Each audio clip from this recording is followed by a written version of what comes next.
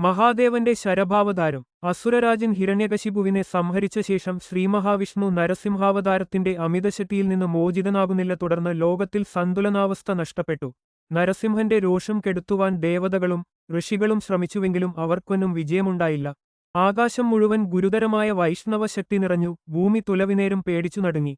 അപ്പോൾ ദേവതകൾ ശിവനെ അഭിമുഖീകരിച്ചു. ബ്രഹ്മാവിന്റെ നേതൃത്വത്തിൽ അവർ ശിവനെ പ്രാർത്ഥിച്ചു. തപസ്സിൽ നിന്ന് കൺതുറന്നു ശിവൻ തന്റെ തേജസ്സിന്റെ ഏറ്റവും ഉഗ്രമായ രൂപം സ്വീകരിക്കുന്നു. അദ്ദേഹം ശരഭനായി രൂപമാറ്റം ചെയ്യുന്നു. ഒരു ഭാഗം സിംഹം, ഒരു ഭാഗം പക്ഷി, ഒരു ഭാഗം മനുഷ്യൻ. എന്നാൽ അതിലുപരി അതൊരു ദൈവീക ശക്തിയായിരുന്നു. ശരഭൻ ആകാശമേളം മുഴക്കിക്കൊണ്ട് ഒരു ഭയങ്കര പടച്ചിലവുമായി വ്യോമഗംഗയെ കവിഞ്ഞുയർന്നു. ശബ്ദം കേട്ടു നരസിംഹൻ ശങ്കയോടെ അതിനെ നോക്കി. അവൻ ഒരിക്കലും അത്തരം രൂപം കണ്ടിട്ടില്ല.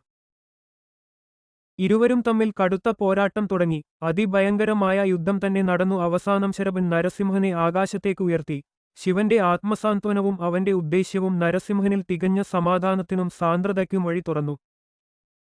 അല്പസമയം ശാന്തനെങ്കിലും നരസിംഹദേവൻ മുമ്പത്തേക്കാൾ കൂടുതൽ ക്രോധവാനായി യുദ്ധം ചെയ്യാൻ ആരംഭിച്ചു. നരസിംഹ ഭഗവൻ ശരഭ ഭഗവാനോട് പിടിച്ചു നിൽക്കാൻ കഴിയാതെ ഒരു ഉഗ്രരൂപം കൈകൊണ്ടു. ബാക്കി ഭാഗം പാർട്ട് 2.